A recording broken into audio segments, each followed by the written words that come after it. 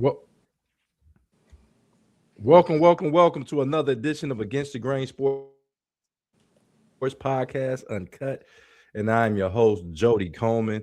Hope everybody is staying warm.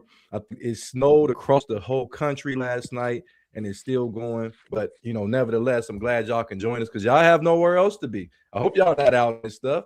We got Ray, more just a barber. Lindsay, man, what's going on, my boy? Hey, man, I'm good, man. I'm up here just watching this accumulation. I can't get out my driveway. I can't really even drive down my street. And hell, I ain't trying to anyway. So it'll be done. It'll be there for another day when somebody else can do it. But yeah, man, well, let's get to these sports, man. We got a bunch of stuff to talk about today for sure. No.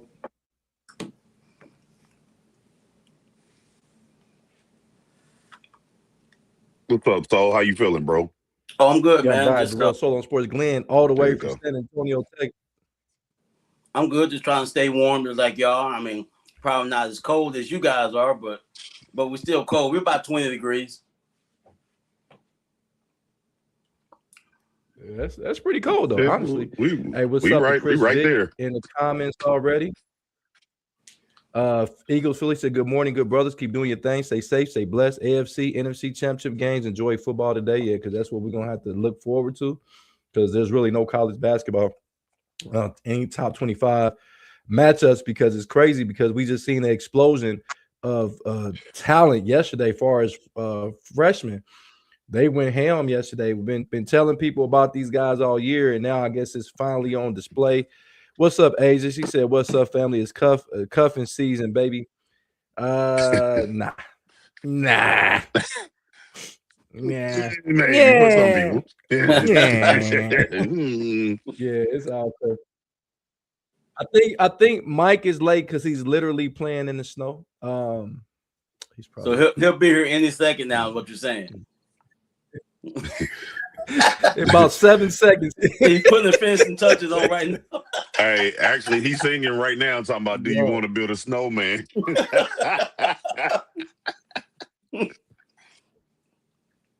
Oh, yeah, man. But we got some interesting information, man, going on.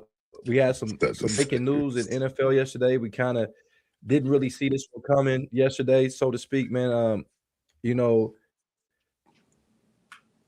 I didn't see it coming. I mean, maybe you guys did, but Pittsburgh Steelers, I thought they had this on here, but the Pittsburgh Steelers, they had went ahead and got their head coach, and they got Mike McCarthy as their head coach.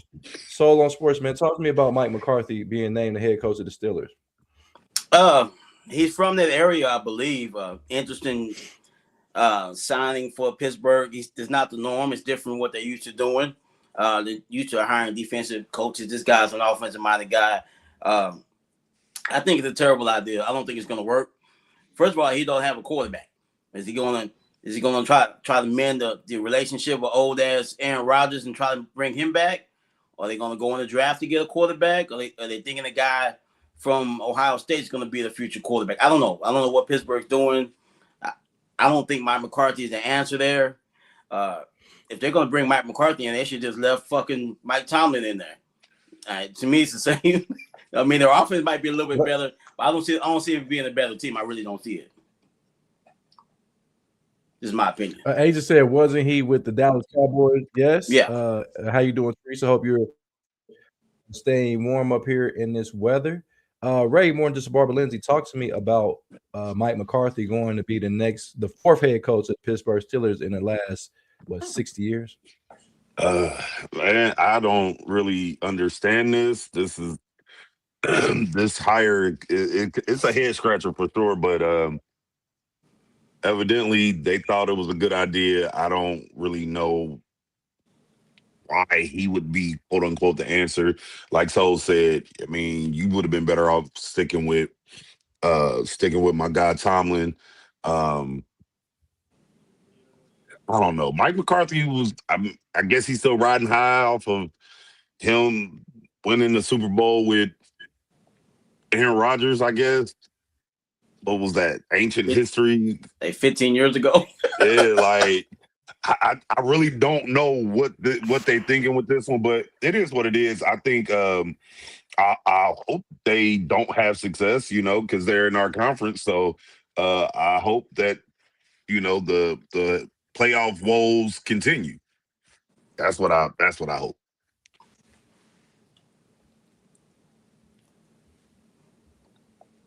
You good? Oh, there you go. He was froze there for a second. Yeah. I was saying, I think Mike was trying to get. I was doing something else. I wonder if Mike in here. Is Mike here? No, he's not. Let Mike give his take before because he keep having technical difficulties before I give my take. But so going back to Mike McCarthy, I know a lot of people, Ray, you keep saying that it was not a good hire. In your opinion, Mike. So why do you think this is not a good hire for the Pittsburgh Steelers? I think the game has passed Mike McCarthy. I really do. I think they should have got a younger, more innovative minded coach. I just don't see Mike McCarthy being the answer in the Steel City. I just don't see that happening. Maybe I'm wrong. I just think the game has passed him, and I think they should move on to get a younger, maybe a college coach or young offensive coordinator. I think the days for that dude is over now. That's just my opinion. Mike, you cold? That's no got you, huh? Finished doing so. Hey man, it's a blizzard out here. Yeah, that's right up your alley. Hey Ray, they finally got that 12 inches they was looking for now. Yo, the crazy thing, I've been out in it, I can tell you. What you say, Joey? It wasn't from you though. Okay, I'm ready now. I'm ready though. I'm here and I'm ready. 12 inches or 12 strokes. This one you say. Hey, Michael, the People's Champ in the building, man. Oh, man, I can't hear Jody. Go back. Ray, can you hear Jody? Don't say it. Yeah, I can hear Jody. Okay, I'm gonna go out and come back in. I know you're gonna say Oh Lord, Jesus. Oh Lord, don't. Yeah, I thought you just did that. A few times. I'll be back. Yeah, while Mike getting his audio together, man, it is quite interesting to see Mike McCarthy. But before I get my take and before Mike get to do his take, I just wanted to let everybody understand. They kept saying they could have kept go with Mike Tomlin, but Mike Tomlin actually stepped down. So so that was one situation. And then also Mike McCarthy and Mike Tomlin, they got identical records. All those guys got identical records. And actually, when you looked at it, Mike McCarthy has a better record in the playoffs at 11. He's 11-8, and Tomlin's 11-11. So I mean, it is a little bit of difference. But Mike, the Steelers signed Mike McCarthy as their head coach. Man, what do you think about that? I think this is a stopgap measure. I think he was the most solid choice that they could go with for right now till they find who their future coach will be. There was an effort to kick the tires on Mario Cristobal. I mean, that was kind of out of nowhere, but when you go to the national championship game, you'll get a call from the NFL, and it's worked in the past. Jimmy Johnson left to go to Dallas, Butch Davis left to go to Cleveland. So they kicked the tires on that. And when that didn't come through, I think Mike McCarthy was good for a stopgap so they can see what happens these next 2 years and then probably, get their head coach that they could have for 15, 20 years. Yeah, my thing with Mike McCarthy, I know a lot of people are saying he's an older guy, but sometimes you can't keep doing the same thing because the definition of insanity is doing the same thing, expecting the same results. And if you went and you had success in the past with 3 other coaches, you got to try something because I think Mike McCarthy was the most decorated coach that was left out there on the market. He was a guy that has a Super Bowl. There's not many coaches that can say that. And in the past few years, when he coached for the Cowboys, he only had one losing season with the Cowboys.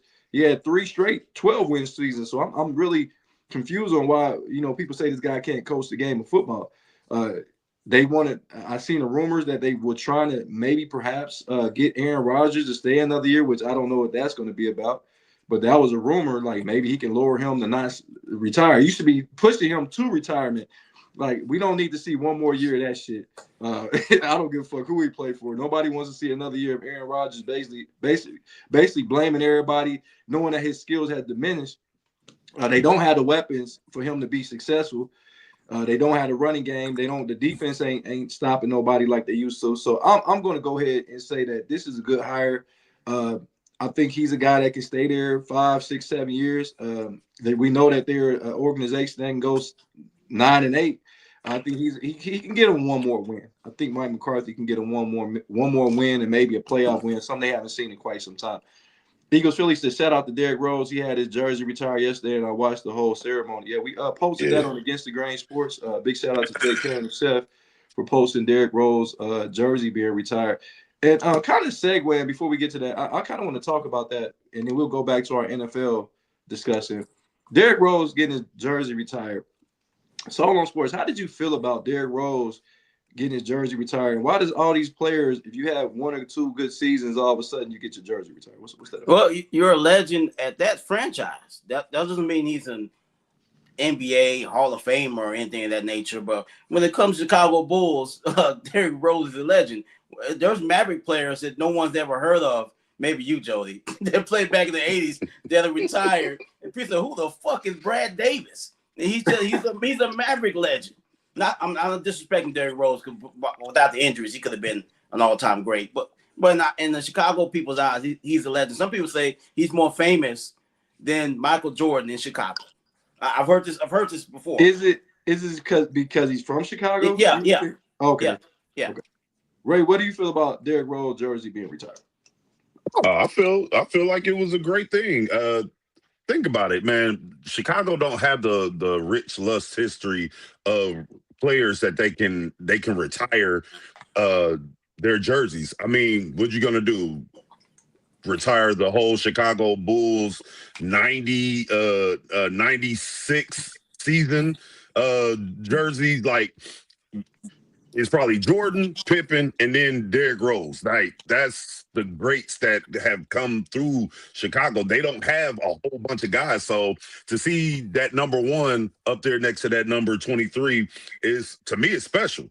So I think Derrick Rose, bar injury, like So said, I think he would have been one of the greats. But what he did, being the youngest MVP in basketball history at that time, taking that franchise to deep in the playoffs like 1 or 2 times, like, that's a rich lust history. Take Michael Jordan away, and he would probably be an all-time Chicago great, just with what he did in the little bit of time that he was there. So I don't see nothing wrong with it. I think that was a great thing for him.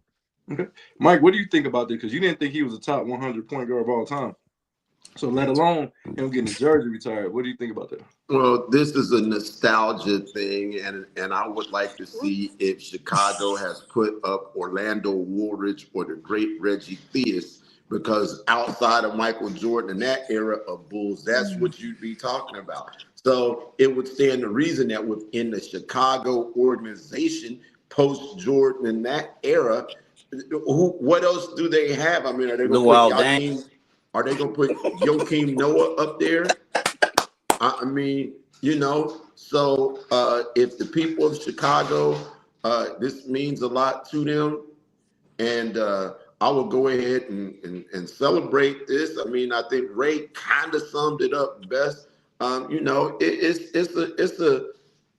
You got to do something as an organization. Somebody's got to be hanging up there. Look at the Dallas Mavericks. They got Roy Tarpley up in their rosters, in their Raptors. You know what I'm saying? And what did that? Would he be retired in anybody else's Raptors anywhere? No. But you got to do something. So shout out to Derrick Rose. It's very unfortunate that he got hurt. Had Derrick Rose not got hurt, then I think he'd be a top 10 point guard. We would talk about him in that way because that's the impact and trajectory his career was having. It just got cut abruptly short with the injuries. And so it's good for Chicago to have this happen. Now, that stuff about him being more popular than Michael Jordan in Chicago, that's what I call folklore and hyperbole, because there are no Air Force Roses walking around Chicago, but there are 9 million J's in Chicago, whether real or fake. Or the burgers. Hey, he said he got the burgers. But hey, Ray, Jay Kane said, don't forget about Pete Myers. Like Pete Myers. Hey, I'm over dying. But hey, what's up, Chris Vick? I spoke to him again. He commented again. What up? Hope you're have a great day as well. I agree. Derrick Rose probably need to get his jersey retired. It ain't like they got Love's jersey retired. Yeah, y'all remember Love in the 80s? You remember the center? Yeah, they got. Make love to the 90s. I don't know what you're talking about. Hey, so they ain't got Dave Corsine's. They ain't put Dave Corsine's jersey up there, or even going to John Paxson, who had a legendary shot in a Bulls uniform. B.J. Armstrong, Horace Grant, Dennis Rodman. None of those guys are getting their jersey George retired. Gervin. Jimmy Butler didn't get his jersey retired. He had a great little run with the Bulls as well. Craig Hodges. You got Ben Gordon, guys like that. But I look at it like this: he gets his jersey retired, and I think this was more of he embodies the city of Chicago because he's from there. So I think it's warranted. Not only should he be retired there, he should be retired at his high school because he was a sensational. I think he already did that. They already did that though. So I believe that this right here, man, D Rose getting his jersey retired. The Bulls need something to cheer for because he said Bill Cartwright. Cliff Livingston should get his jersey. Jud Bushler. Where's Jud Bushler's jersey at? I need to find me a Jud Bushler jersey. Hell no. Let's get a Will Perdue sighting in the rafters right now. How about that? Or we can get some Jason Caffey jersey. If we can get a Jason Caffey jersey. What's about Bison Daly? Bison Daly. Stacey King. What about, can we get a Stacey King jersey? Hey, can we get a Dickie Simpkins jersey? But yeah, Jay Kane said, why y'all acting like D Rose wasn't the truth? See, he should have gotten retired by the Knicks. We would have appreciated him more. Oh, here we go, man. Here we go. We're not about to do that. But right now, a 10-day contract with the Knicks. He did play for the Knicks, though. He played for the Knicks about 2 years. He was balling with that's when he had the locks. But this is what I will say too about Derrick Rose. Really, what Chicago's really loving about Derrick Rose right now is all the stuff, like you said, he embodies the city. But what he's doing right now in the community, he's putting businesses in the community. They love him. He's the man there right now. So I think really what his philanthropy is outside of basketball, and he's actually going right back to the city, where he has come from, and doing it on a large scale. I think that's what they really love and appreciate about him. Yeah, D Rose is a good guy, man. Oh yeah, yes, sir. But let's go ahead and talk about the NFL. Let's get it. NFC championship game between the Rams and the Seahawks. I think this is the only part of the country that's not covered with snow. So we should see a game that's going to not see snow on the field, probably because I think the Denver game may have some snow on the field. Yep. Solo Sports, Mike don't want to go to this game. Mike would love it. So talk to me about this one. NFC championship game, the Rams, Seahawks. This could be the last run for Matthew Stafford. We may not see Matthew Stafford at this juncture in his career again, because I think that if he does make the Super Bowl and win it, I think he's going to retire. Talk to me about this. They've been road warriors. The Rams have the whole playoffs. That they started off against who they played in the first round of the playoffs, Jody? Panthers. They played the Panthers, won on the road, barely won that game. They won that game barely. They barely beat Chicago, but they're winning. and now they're going on the road one more time to face their division rival, the Seahawks. We'll see what happens in this football game. And last time they played, it was a crazy play at the end, not the end of the game, but to end up getting a 2-point conversion. It was crazy that happened that game. I think if they keep the game close, which I think they can, that's the key to the Rams winning this football game. Put pressure on Sam Darnold. I've been saying this all week. If you make him play quarterback, instead of him playing in the back of the bus, make him drive the bus. We'll see if he knows his way to a victory, because he ain't done much of that in big moments in the NFL. So I think that's the key. If the Rams keep the game close, they'll be able to win towards the end. I think they'll get a victory today against that tough Seahawks defense. Okay. Michael, the people saying, who you like in this game between the Rams and the Seahawks? Well, I knew we wouldn't get through the day without Sam Darnold blasphemy and hate. So I think that the game is in Seattle. I think Seattle's defense is outstanding. I think that the Rams are a tough matchup for them. That's why they split both of these games. It's a conference game, so both of these teams know each other extremely well. So it's going to basically come down to which team makes the most plays and limits the turnovers. That's pretty much going to be it, because what you're going to have, a new wrinkle or a new surprise or a new scheme that they're not ready for. No, they know what you're going to do. You probably changed up your hand signals so that you can't have your signs stole. But outside of that, if you're a zone running team, you're a zone running team. If the Rams going to try to get Puka Nacua the ball, I mean, you know everything that every team is going to do right now. So it's just going to be about execution and who doesn't turn the ball over. And I think that Sam Darnold will manage the game and lead the way to the Super Bowl so that we can finally, I guess maybe then we can crown him. You know, the only thing that you said is no wrinkle. There is a wrinkle, because the last time the Rams and Seattle Seahawks played, Devontae Adams did not play in that matchup that they won by 1 point. And so that could be a wrinkle that Seattle has to get prepared for as well. Ray, more than just Barbara Lindsay, talk to me about this game, Rams and Seahawks. Oh, man, this is going to be a good game. Two teams that know each other very well. Like I said, a divisional rival game that's being played out on the biggest stage that it could play out on, and which is the NFC Championship. I think this is going to be a high, probably, game probably that's going to be in the 20s, close to 3 points differential on either side. I got the Seahawks winning it, but I think the Rams gonna have a lot to say about that.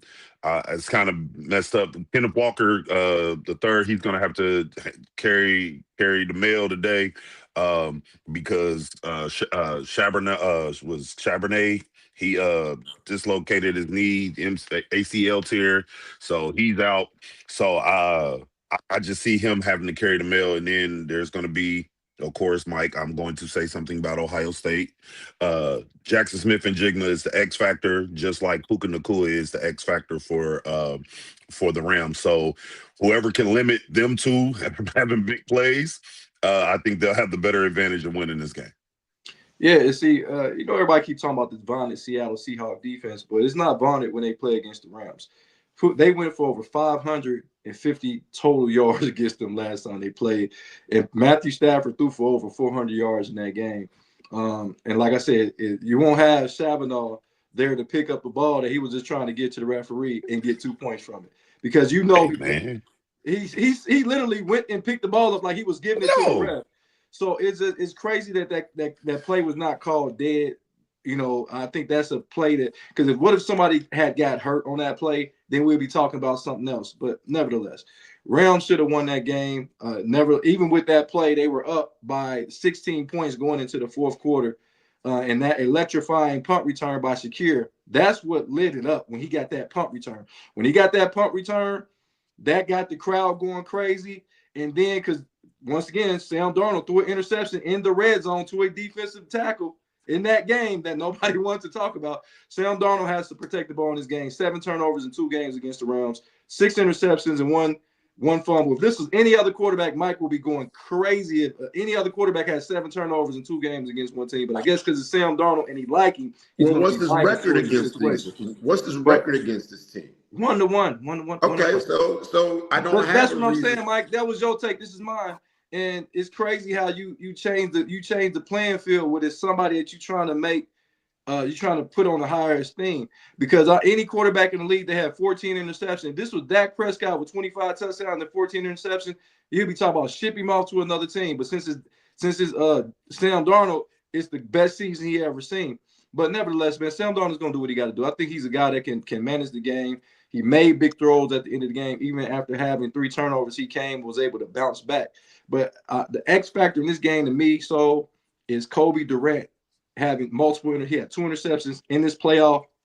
The big interception against Carolina, and then he got the huge interception against the Bears, and then Curl had the game-ending interception against the Bears. So Kobe Durant, let's keep an eye on Kobe Durant in this game. I think that he's a guy he needs to start getting some praise going into next season.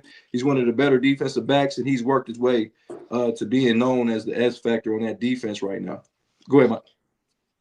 No, it was just, we come up with every excuse for what we don't want, right? So Sam Darnold, I heard people on here say all that matters is the W at the end of the column. If the quarterback wins, he gets all of the praise, and but he lost. All of that. And but he lost he 4 loses. interceptions. So Sam Darnold is 1-1 against this. Is that a winning record? Is that a winning record? It's not a losing record. Is that so see, Mike, with that being the case, we can't say that he's the weak link to this, and that he hasn't operated the ship over the season to have them in position to get to a Super Bowl. That's the fact. Mike, you can't say he's not the weak link of that team. No, I can say he's not the weak link to the team. Last year, did they get this far without him? Absolutely not. This year, are they playing for a championship? So the Seahawks don't have a weak link, is what you're saying then? Because that's the only weakness I see on the roster. That's the weakness you see. What I see is a better team that's they don't have better steered by their quarterback than last year. And this is where they are now. They're not there without Sam Darnold this year. And so if we're going off of this year's metrics and what he's done, then he's not bringing up the caboose to this team. He's leading this team as the quarterback of the team. I got a question. And if other quarterbacks would do the same, such as Dak and everybody else that we want to glizzy and glaze over, then I would say the same thing if they were in the NFC Championship. Just like when Jalen Hurts got his team to the NFC Championship, or some of these other guys that have gotten their teams to the NFC Championship or to the Super Bowl, you can't just turn around and then say, oh, well, it was everything else but them. When there's no mark, like you said, they don't have an all-time great defense.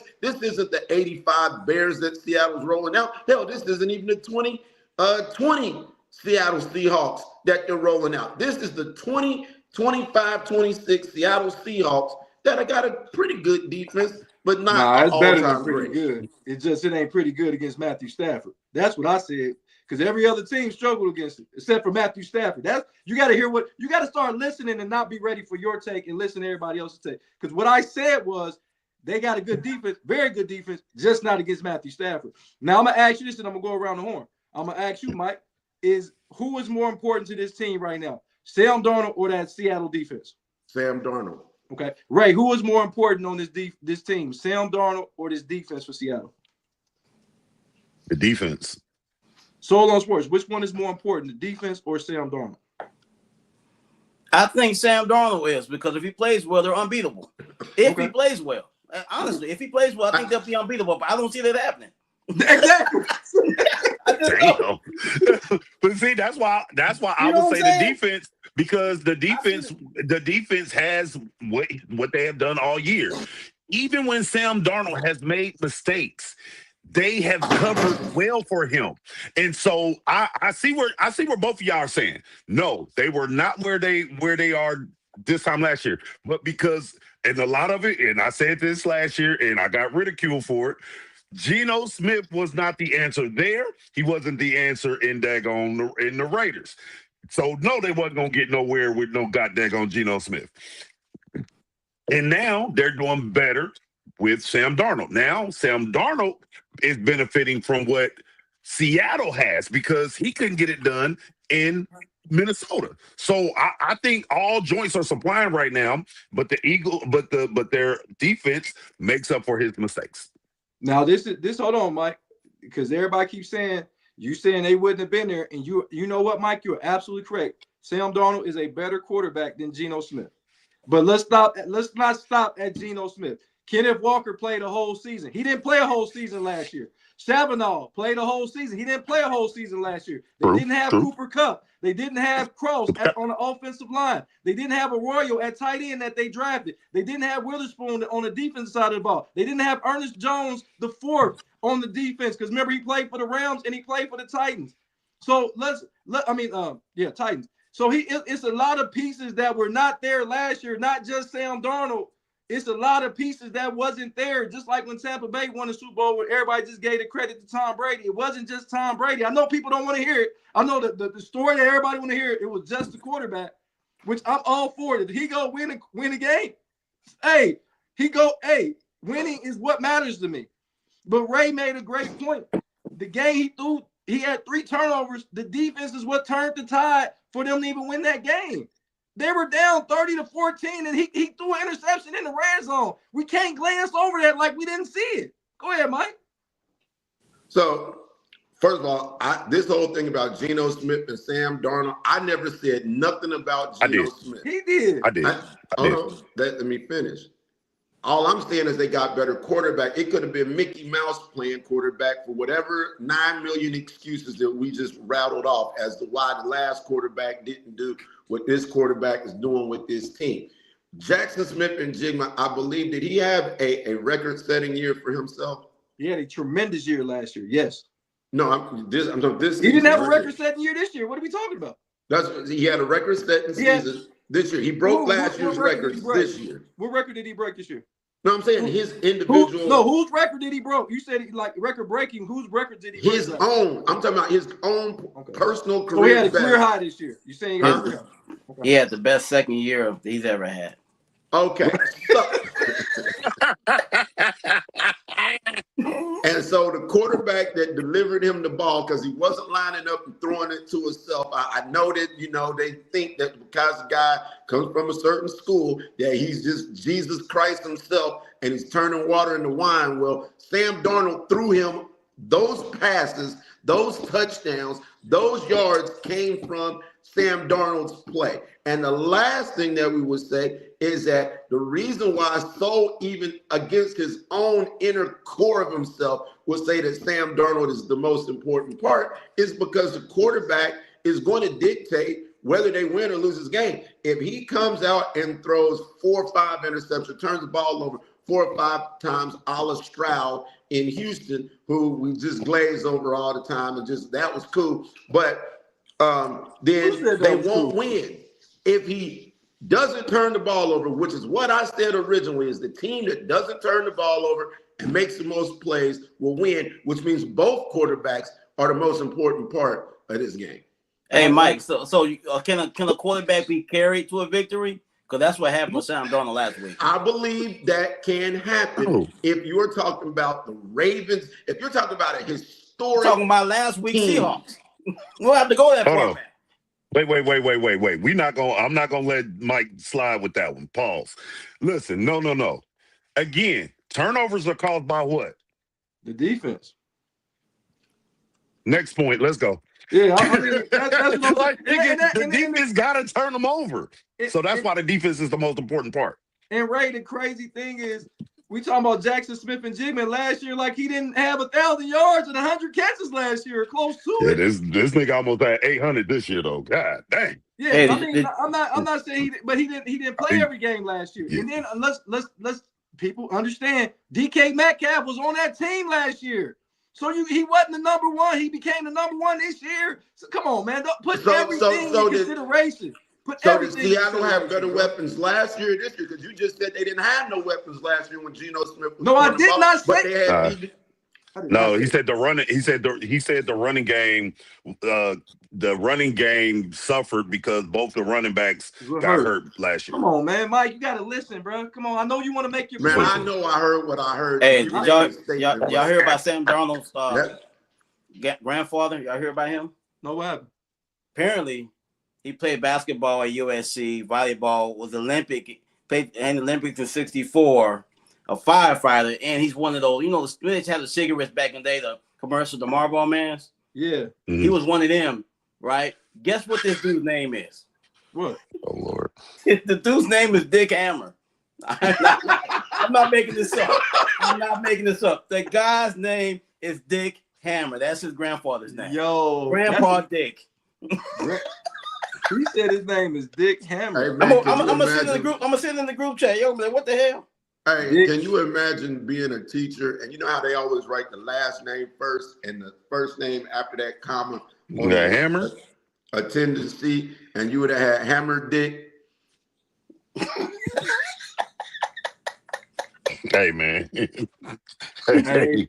Yo, that's a crazy word. Eagles Philly said, let's go Seahawks. Let's go to the. He said, let's go to the Denver Broncos and can't stand nobody. The Patriots, or the Rams. He don't like none of them. Dang. He got a nice little hate list. J. Kane said, y'all guys are funny. Let's go to the AFC. Wild. AFC, right? We got AFC Championship game, Patriots versus the Broncos. We all know the storyline. Bo Nix is going to be sidelined for 12 weeks, so he'll be back for the beginning. He should have no problem being ready for the beginning of next season. But we're talking about this season right here because this is the most important situation. And I got a question before we even get to answering that. So, Ray, if the Denver Broncos are to win, let's say they go on and win the championship. Let's say they go on and win the championship, but Stidham is the guy. Are we going to give any credit to Bo Nix? Wow. I mean, I am because again, they don't get there without him. If Stidham played, would they be in a position to even be in the AFC Championship right now with a chance to go to the Super Bowl? Absolutely not. So, we not doing that. Okay, I'm gonna get back to you. So if the Denver Broncos go, Stidham is the guy, leads them to the Super Bowl. Do Bo Nix get any credit? No. Well, how much credit do we give Carson Wentz when the Eagles won the Super Bowl? He was up on that stage celebrating, confetti falling down. It was not Carson Wentz. It was Nick Foles. Okay. So He played 4 games. No. I know. I'm just saying. Okay. Mike, if Denver wins the Super crowd. Bowl, do Bo Nix get any credit for this? This is a slippery slope here because I totally agree with what Soul is saying. I watched how everybody just shitted on Carson Wentz immediately following the the Super Bowl win. In fact, Nick Foles went on and got a starting job and about $50 million and all kinds of stuff. And then Carson Wentz was benched sometime during that following season. And ain't his shit since.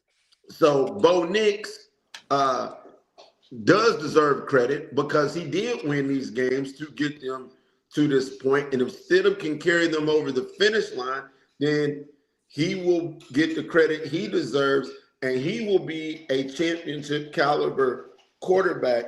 And Bo Nix will not be a championship caliber quarterback until he actually wins a championship. That's the unfortunate nature of how this business works. I agree. And I asked that question on purpose. Of course I did. Because I remember Phil Simms won the Super Bowl. I mean, he got them. He was 11-3. He got hurt, and I think like 2 games remaining. Jeff Hostetler come in, play the last 2 games. Of course, have an epic run, beat the 49ers in Candlestick, and then they go on to beat the Buffalo Bills. And the same thing with Nick Foles, and the same thing with Trent Dilfer. Trent Dilfer came in relief at the end of the year for Tony Banks, and then they went on to win the championship. And but he had 7 touchdowns and 1 interception. Trent Dilfer did in the playoffs, but everybody keeps saying the defense carried him. 7 touchdowns and 1 interception. He only had to play 3 games. It's pretty good statistic. That don't look like nobody's carrying somebody. And I made that point because y'all, you know me, I'm always thinking, you talking about Sam Darnold, Soul was kind of right because nobody carried Trent Dilfer in the playoffs. Go look up his numbers if you don't believe me. Go look up his. He had 7 touchdowns and 1 interception in the playoffs. That's not being carried. Is that being carried? Is that being carried by a defense? No, he wasn't carried, but no, he wasn't carried. 7 touchdowns and 1 interception is not being carried in 3 games span. So that's pretty. That's solid. I That's just solid. want people to start looking at why certain people play quarterback and why they get the success rate that they do. Bo Nix should get some credit for getting there because Ray said it best. They're not there without Bo Nix. It's still don't play the whole year. Let's be really not there. But on Carson Wentz, Ray, he did play all this. He only missed 4 games. He missed 4 games because he was on pace for the MVP that year. He only missed 4 games. Got you. Okay, so this is the thing. Yeah, you're absolutely right because he did come in toward the end of the season, and Nick Foles, he got on like a 4 or 5 game streak. You're absolutely right. However, it's a difference between someone getting hurt with still regular season games being played and someone coming in and the guy played all of the divisional game. All of the divisional game. We didn't even know he was hurt until they went out there and told us that he was hurt. We didn't listen. They had to show the thing where he was grimacing on the sideline. That could have been anything. Call me the conspiracy theorist of the group because I believe that there's some. I think they're following a little pathway. I think they're trying to go the same route that the other teams did before and bringing a guy like Stidham in. So we'll try to win a Super Bowl against the Patriots. But anyway. Maybe that's a good luck charm. Right, let's bring somebody else in. But Ray, I will say this: Nick Foles, and going to Mike's fault, Nick Foles was a starting quarterback in Philly before he came back to Philly. He had 27 touchdowns and 2 interceptions because he's a kid out of Arizona. So people forget that Nick Foles was the starting quarterback before Carson Wentz was the starting quarterback. Then he left, came back, and then he was the reserve. But Nick Foles was the starting quarterback before Carson Wentz. He had 27 touchdowns, 2 interceptions. Okay, and this is why this is still different to me because that just helps my argument to prove what I'm saying even more. He had been a starter. Stidham has never been a starter. Never. Yeah. So they're not the same. But Hostetler wasn't either, though, right? Hostetler wasn't a starter either. So hey, Ray, how you think Bo Nix is gonna feel when the Broncos win the Super Bowl and they roll that stage out there? I'm just saying, let's say they did, right? And they bring the starters onto the stage and they put that rope down and tell Bo Nix, no, this is for starters. I'm like, oh fuck. But hold on, everybody, because we got to get the game and go back to Ray. When you look at Phil, where did Mike go? When you look at Phil Simms, where did Ray go? I don't know what happened. What's going on? It's a conspiracy for real.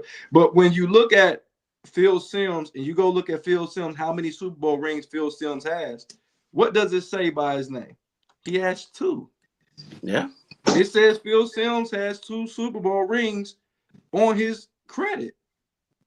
That's why I asked the question, because why is it when I say Phil Simms is a 2-time Super Bowl winner, people are like, well, he only won 1.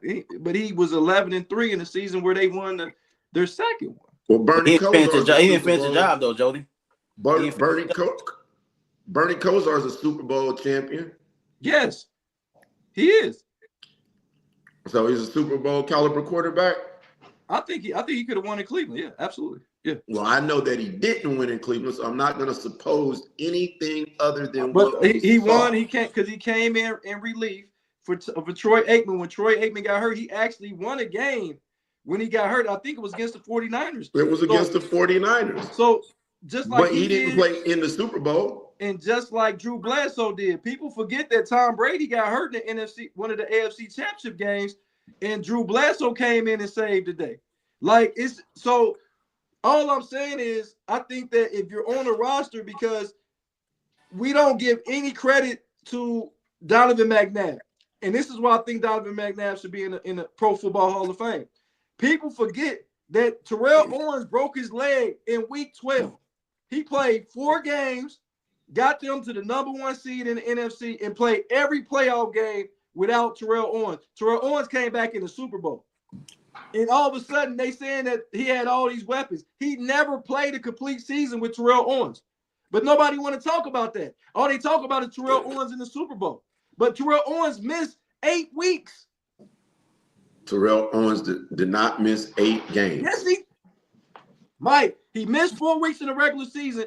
They got the bye in the playoffs. They won 2 games without him, and it was a week in between the Super Bowl. What is that, Mike? How many games? Well, that's only 6 games that you just counted. I said 8 weeks, Mike. Listen. And you said he missed 8 games. He's No, making I sense. didn't. No, I think you guys are getting confused. I think Mike was thinking 8 games. When you say 8, and you're thinking 8 weeks. That's the difference we got. Yeah, he missed 8 weeks. That's what I just said. Which was 6 games. Oh my God, Mike. I know you're trying to make a point, but that's what I said. I said he missed 4 regular season games. I said he missed 2 playoff games. He comes back in the Super Bowl. I said he missed 8 weeks. And more that's exactly what I just said. And let's ask this question. Were the Eagles in first place when Terrell Owens got hurt? Yes. They were the 1 seed.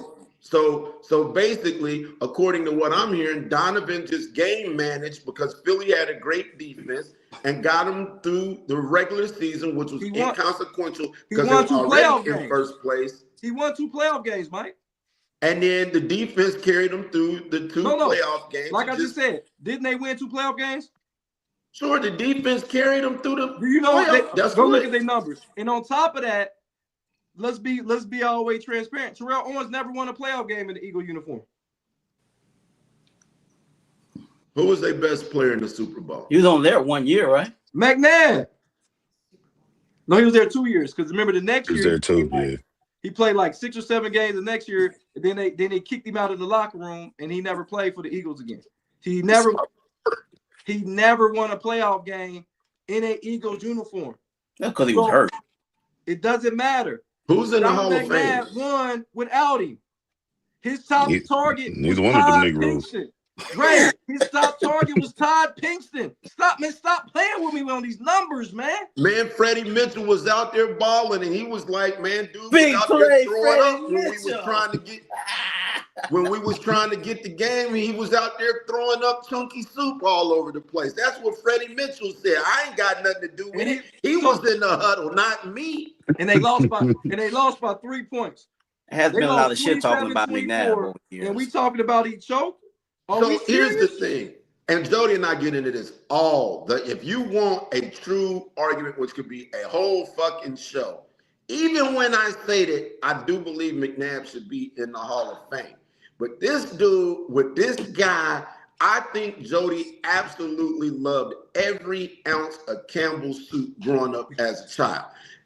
Whether it's the chunky Campbell's soup, whether it's tomato soup, as long as it got Campbell's on it. Because this man's commitment to Donovan McNabb at all costs is just, it's unique. Hey, well, the CEO of Campbell said that Campbell's soup was for poor people, so that's probably me.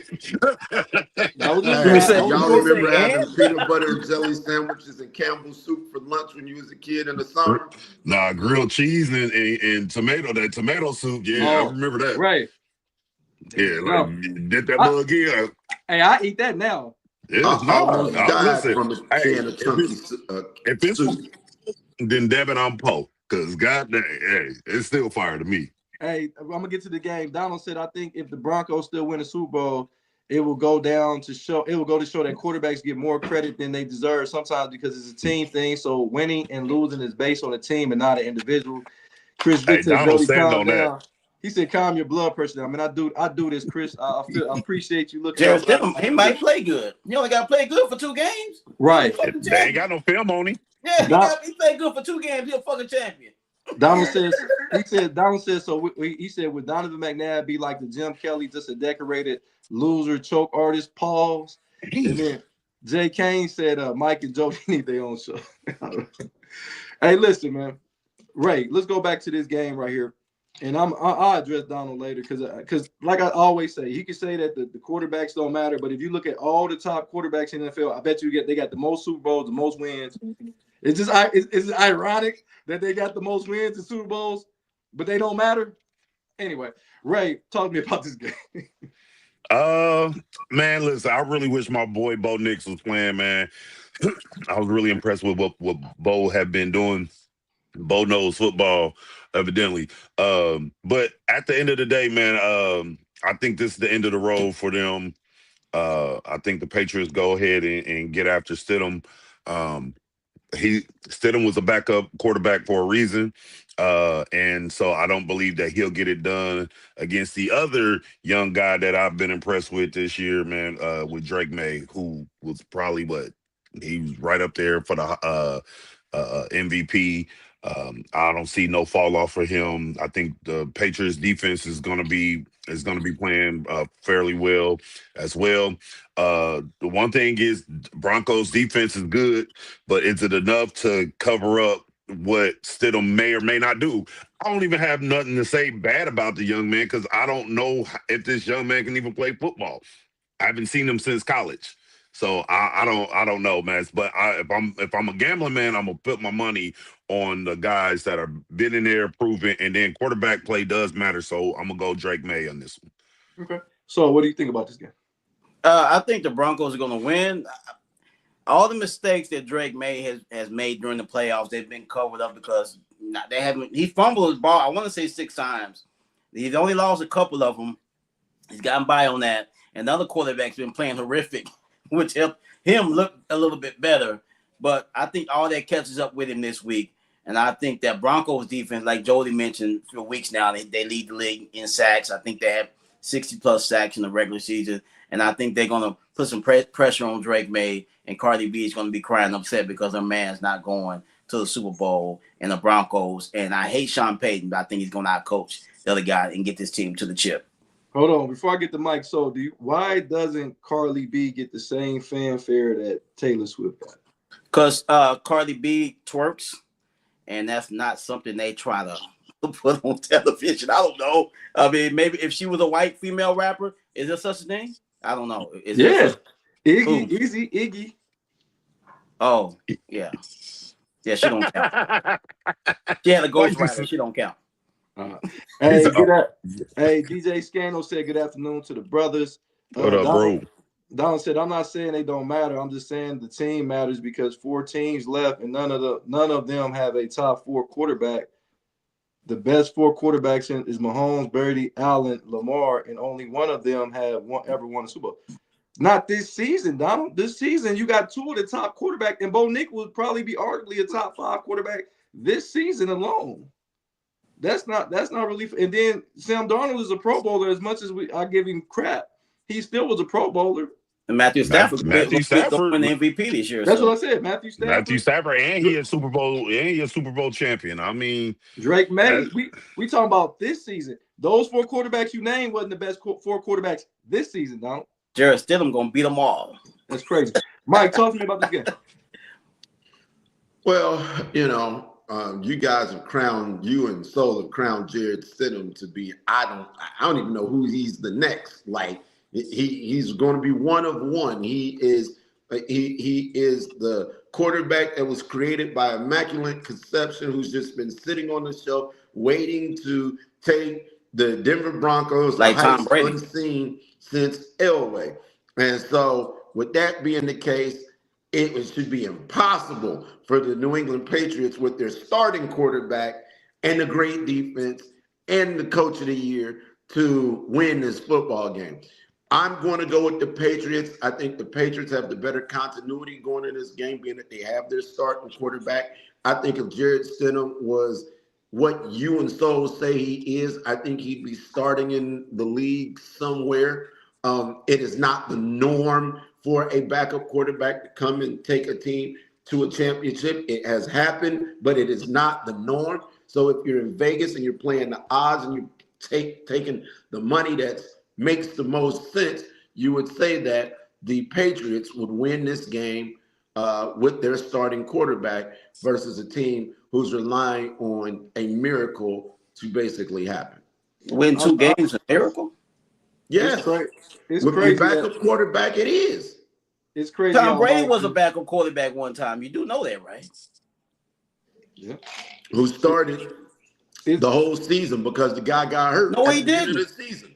He didn't start the whole season. What game did Drew Bledsoe got hurt during the season? I don't know what week it was. What game was it? He got hurt. He got hurt in week 1. Yeah. Okay, so so he got hurt week 1. So Brady came in game 1. But if Bledsoe wouldn't got hurt and played the whole Brady season, wouldn't fucking played. Am I right? Brady is not the best example. Your examples that you're talking about, Hostetler, and I'm I'm talking not about saying people that that took it the place doesn't. of starters because the starter got hurt. If Drew Right. Bledsoe would have never tried to be a fucking running quarterback, he might have never got hurt, and we never knew who Tom Brady was. Hey, man, if was a fifth, we'd all be drunk right about now. I just speaking can't facts, say Mike. what could have, should be. I can only go by what happened. Okay, I'm gonna have to go with Soul on this one. Nobody know who Kurt Warner is because Kurt Warner was buried on the bench in Green Bay, so he was a backup at 1.2, right? Steve Young right, was right or wrong? at Just one answer the point in question. time. Me myself, I would have been a fucking starter. Hold on. I won't come off Was nobody's Kurt Warner- goddamn bench. Was Kurt Warner a backup several years? Not only was he the backup, but he was on a practice squad with the Green Bay Packers. Am I correct? Yeah. Okay. Okay, so how many Answer the quarterbacks? How many quarterbacks? Answer the question, Mike. What question did you ask? I said, was Kurt Warner a backup quarterback? And not only his second string, he was third string. Is that true? True or not? This is a true statement. Thank you. This is the most ridiculous shit. He said that reluctantly as I hell. love that Because answer, this is Mike. like asking me, is watermelon a fucking fruit? Of course it's a fruit. But you don't like what I'm answering saying questions. is, but what this is the real Where they get question. these feelers watermelons from? I like to know. I don't know where those come from. You can't get How nothing until the summertime. many quarterbacks come in and play 2, 3, 4 games or less and win a Super Bowl in the 70 some odd Super Bowls that there've been? How many times does it happen? No, it's only been 60 Super Bowls. You so because if not, Cleveland Browns championship matter, don't it, Mike? Well, then, okay. Get him, Soul. Get him. Well, let's go with that. Out of the 60, Einstein, out of the 60, tell me how many Super Bowl champion quarterbacks have been the backup from the NFC Championship through the remainder of the Super Bowl. Okay, Mike, just because it doesn't Miami matter. Dolphins quarterback did it. Miami Dolphins quarterback did it when they went undefeated. He came in for Bob Greasy. Don't play with me, my boy. Answer the question. Don't play with me, my boy. Answer the question. He just did. He gave you an answer. So it's one. No, So one. just Bob Greasy, Jeff Hostetler, Nick Foles. Okay, No, he so said now, healthy. so Hold now on. I'm going to ask you to do Championship some game. DPS math, and I Doug want you to Williams take was not that the three. starter. It was Jay Schrader. No, he's Give talking me about the just percentage. He's saying 2 to 3 games. Yeah, he Right. wasn't. I didn't say Doug all Williams games. wasn't I started. said It two. was Jay I Schrader was said started. two I know games. he's saying 2 to 3 games winning the Super Bowl. Like so basically the Jared Stidham situation. Who comes in the playoffs, not playing all season, and wins a Super Bowl? That's what he's asking. The because Miami it hasn't Dolphins happened. Don't mean it quarterback. won't. Okay, so one out of 60. What's the percentage on that? It was only one. No. What's the percentage? You got 100%. What are we talking about? 90, 93. you're there. In the ballpark of Every other 93% quarterback of was the healthy, time. right? What are we This talking does about? not actually happen. Mike, every other quarterback was healthy, so you can't even say that because every other quarterback was I healthy. can't say that because those are the facts. Just like a watermelon is a fucking fruit, then my numbers can't be no worse than your numbers. You asked me. You could have asked me about 80% of the league has been backup quarterback technically because most guys don't start their rookie season. You missing my point. You said how many quarterbacks came and did what Stidham doing. Every other quarterback that win the Super Bowl, that quarterback is healthy. What are we talking about? And let's just be real. Come on, y'all. We ain't even seen this dude play yet, bro. So what are we talking about? Like, I know we doing hyperboles or we're doing hypothetical situations because we don't know yet. We gotta see what this game gonna be like. We don't know if he's gonna play good. We don't know if he's gonna play bad. This man has not started in a game since 23. That was 3 years ago. Yeah, y'all, come on, bro. I agree. And when I he agree was with you, Ray, but starting- we can't say that he can't win the game. Yeah, we I can't. mean, Mike Tennant ain't got a chance. Yeah, it's like Phillip Rivers. True. Phillip Rivers ain't played for 5 years and came in and played fantastic. Like, what are we talking Phillip about? Rivers is a Hall of Fame quarterback. He did not win a game. No, he didn't win a game. But we thought he was gonna get murdered. We thought Phillip Rivers was gonna get murdered. He didn't. All I said is that he looked like his knees. He looked like he had no knees though. All I said was that the odds of this happening are very, very slim. I didn't say that it couldn't happen. I said if you were betting in Vegas, the odds would be that this would not happen. This and that's is why I'm more going on of the a odds. miracle situation if it does happen. And if miracle, I'm gonna be like, God dang. He's not beating one of the best teams in football history. He's beating the Patriots that have probably the weakest schedule in football this year. A quarterback that fumbles more than me, it's ridiculous. So that's not saying the Patriots are the old Patriots. And all I'm saying with Jared Stidham, I don't know if Jared Stidham's gonna go out there and throw for 300 yards and win the game, or he's gonna go out there and throw for 59 yards and have 6 interceptions and lose the game. I have no idea. But all I am saying is not basically going to be on Jared Stidham's shoulders, because Sean Payton. Because let's make it no mystery. If you're in the NFL, you have some talent. Let's go ahead and put it out there. You have some talent. If you're the backup quarterback on the number 1 seeded team in the NFC, you got to have some talent. Just call it what it is. We didn't know if Malik Willis can play because he got shipped off and he went and played fantastic in the relief for Jordan Love. So all I'm saying is Jared Stidham. I'm not saying he's going to go out there and be the new Tom Brady and get on front of the Wheaties box or anything like that. All I'm saying is I believe Sean Payton is going. He had a week to prepare with him. It's just like having a rookie come in for the first time. I think he's going to put in place high percentage passes.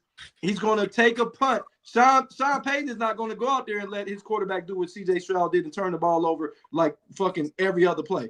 When he see it and he know his fucking defense, he know his defense got 68 sacks, and we know for a fact that Derek May has a problem with ball protection in the playoffs.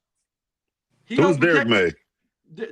Drake May. His brother. Oh. Derek May is his brother playing basketball. Drake May, basketball. Hey, Drake May doesn't protect his balls in the playoffs. That's crazy. I heard you when you said it the first time. I was just trying to find out who the hell Derek May was. I was gonna get to that. You a nasty man. I don't like it. But all I'm saying is we can't keep going on and say that it's impossible for this dude to ever win a game. It's not impossible, but I do believe that it's gonna be hard pressed, because what I do believe matters. I do believe that the moment matters, and the moment for this young man. Again, I keep saying this, has not played since 2023, has not started a game since 2023. Yes, he might have came in at the end of the game after a game was a blowout, which Denver hasn't had a bunch of them this year because they were normally coming back and trying to win from behind, pause, in the fourth quarter. So that's the best way to win. I mean, from behind. I mean, hey, if you gonna win, take her soul from behind. Anyway, take me through that. That's what I do. Anyway,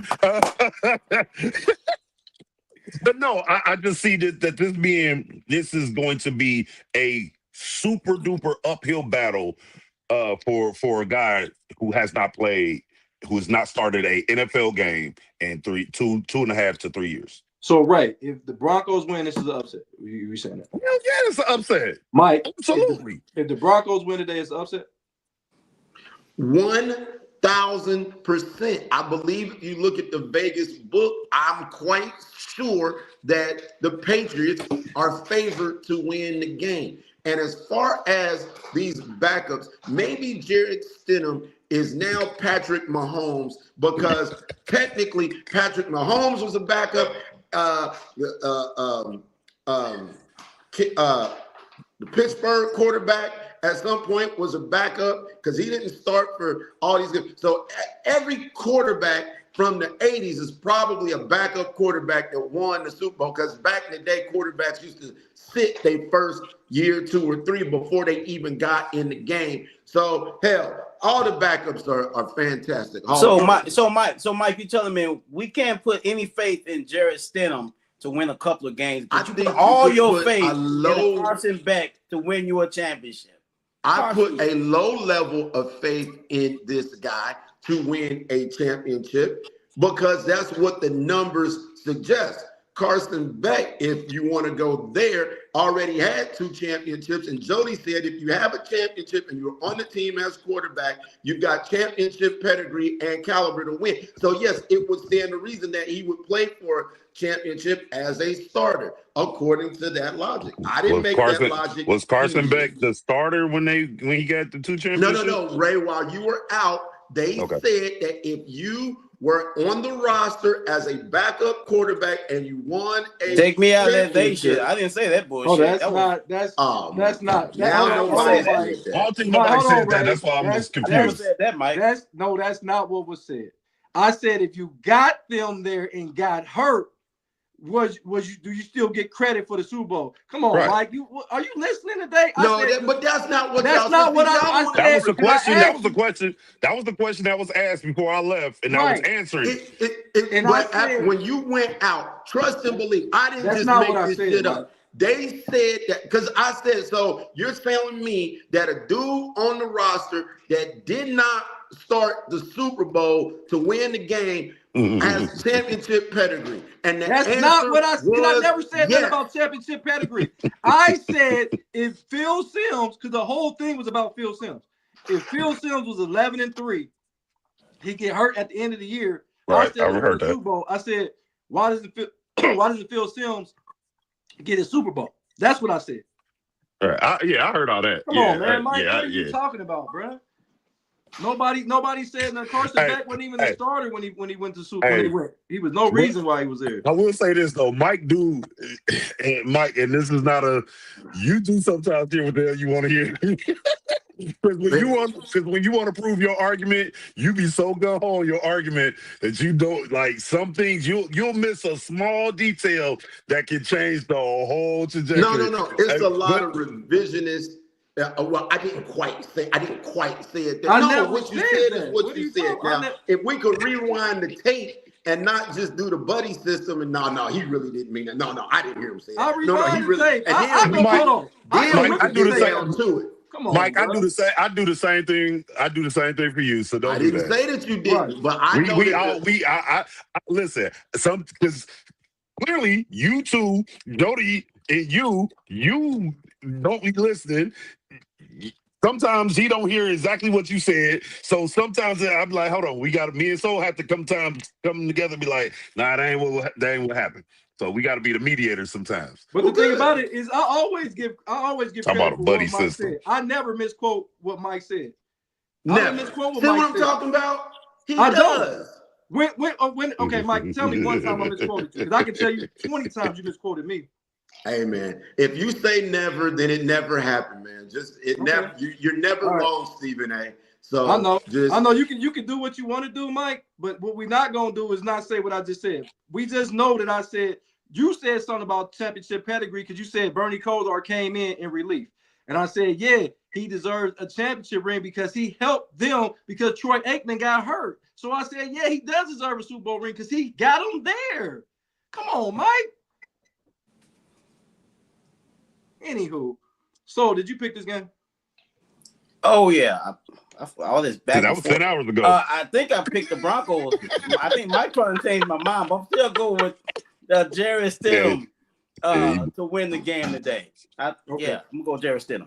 DJ Scano said he going with the Patriots. Donald said he think it's gonna be 17-13 in favor of the Broncos. Eagles Philly said last season when it was raining, defending Super Bowl champions Philadelphia Eagles. Eagles fly should have won every award, but we only won one, and that was Saquon Barkley. Donald said we never know. He might be better than Bo Nix. Maybe it's more of a Sean Payton thing. And then Donald said the old Patriots was hard to beat because they were cheating. Yeah, Donald. And then Jay Kane, the chef, said make sure you all go on the page, like many posts as possible. Everyone's watching and on the show. So that includes our own team. Go make sure we're doing it. So, hey, all right, hey, fellas, I gotta ride. I don't want my son to be driving to work in this icy Texas weather. So I gotta check. I gotta be there by 12 o'clock. So, okay, man. Hey, all right, bro. We see you tomorrow, man. I'll holler y'all tomorrow. All right. All right. So that was the AFC Championship, but we're gonna go and change gears slightly, and we're gonna talk about. Did we lose Mike? Maybe so. We're gonna change gears slightly, man, to end the show, man. It was some fantastic college basketball performances yesterday, man. It was. There you go. I got it. What was your most memorable out of all the ones that performed well? Which one stood out to you the most, Ray? The kid from Houston, Fleming, man. He balled out. When I looked up, Yeah, 42 for the game. No, but like when it was like 5 minutes left in the game, 4 minutes left in the game, he already had 41. He must have hit another field goal. I mean, must have hit a free throw when I wasn't looking. But yeah, man, he balled out. Even though it was in a loss, I think that was still a solid performance for a young guy. 3 freshmen, over 40 points. Man, it was really difficult to pick. I could only go by the one I was actually watching at the time because I was sitting here and looking like, bro, he is balling. Every time I looked up, he was putting his team either up or tying the game or trying to keep that game going. If it wasn't for him scoring those points, they probably would have got blown out. Had he had 20%, had he had 20 points less, they would have got blown the hell out. So that's the most memorable one for me.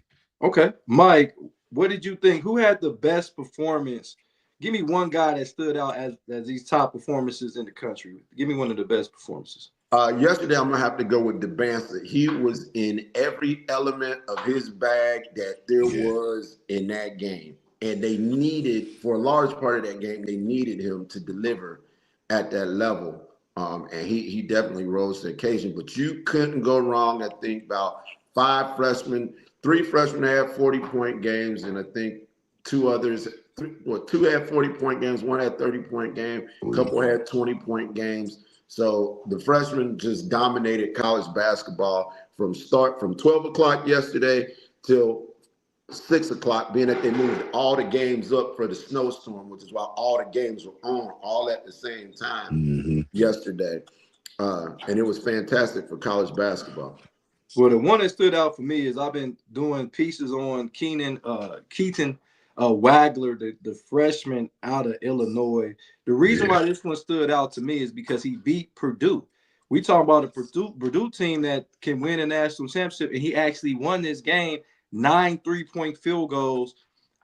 This guy is a sensational guy. I've been watching him because I told you I don't know what it is. I get way more Big Ten games. Like I get Illinois, all the top ranked teams. I've been watching. Well, you already know why I've been watching a lot of sports. But I've been watching a crazy amount of sports, more than I normally do because of certain things going on. But that kid, 9 3-point shots in the college game, and he needed every bucket. Because we got other performances, and we'll go back around the horn and we'll talk about individual performances. But that was mine. Good. That was a good one. Kingston Flemings and Mike. That was a very good one. And AJ Debansky. But I'm gonna go around the horn and we're gonna talk about some of the individual performances. Let's talk about Darius Acup, 31.6 assists. Ray, what do you think about this kid right here? Darius Acup for Arkansas, man. Man, listen, I'm impressed with a lot. This is probably this draft class, because I'm pretty sure majority of these freshmen are going straight to the league. This draft class is about to be crazy. This is probably going to be one of the better draft classes that we've seen in a while. So man, this kid, Arkansas, they're doing their thing. I think he's going to be right where he needs to be. See him going probably either lottery pick or right outside the lottery pick, right at like 13 or 14, man. Kid is sensational. He's a stud. So really not much to say about him because the other 3 guys we talked about, they dropped 40. But yeah, man, he's a baller, man. On a normal night, he could have dropped 40 right along with those guys. Okay. Mike, what do you think about this kid, Darius Acup Jr., man? 31.6 assists, man. He's the straw that stirs the drink down here for the Razorbacks. Well, I didn't see any A cups yesterday. All I saw was D's. But that being said, I have paid attention to his Hey, man. Yeah, like y'all ain't seen no double D's. Like, what are you talking about? You know? Sometimes a nice A cup is good to come across. Bing, bing, bing. But the D's go harder. Pause. Yo, shit. Yeah. Hey, Ray, you know you get bling, bling, bling. Hey, you got my mind completely off basketball. It's snowing outside. I'm like, shit. Right. Hey. Hey, See some hey, D cups real quick. see, y'all be laughing at me when it's now. You know how. We laughing because it's funny, but we understand. But now back to basketball. This young man has been playing like phenomenal. So everybody has been criticizing the AAU circuit, criticizing American basketball for the last 4 to 5 years very stringently. We've watched the Luka Doncic come over. We're watching the draft be dominated by foreign players that we ain't never heard of that didn't get over here and play pretty well. And we've been really critical of our feeder system to the NBA. Well, guess what? This group of talented freshmen are following.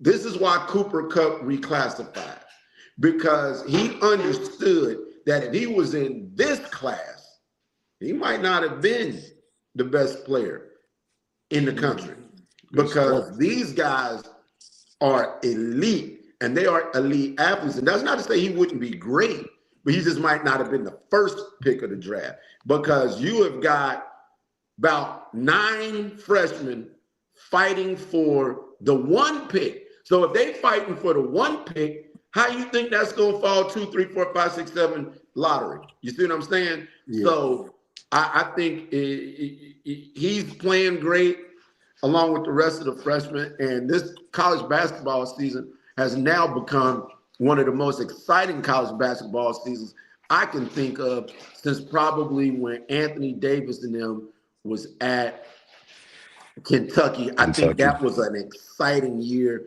for college basketball with like stars that you seen guys were going to be stars.